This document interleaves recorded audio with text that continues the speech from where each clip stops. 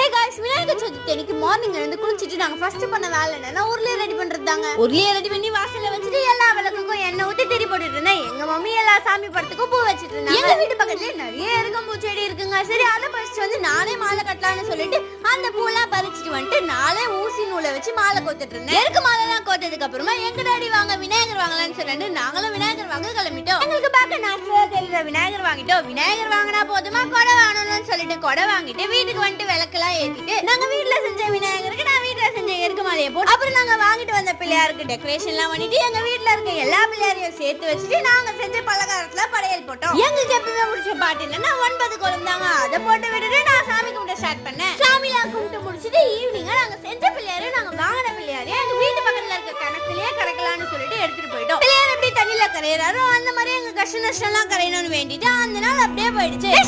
வீடியோட நாங்கள மீட் பண்றோம்.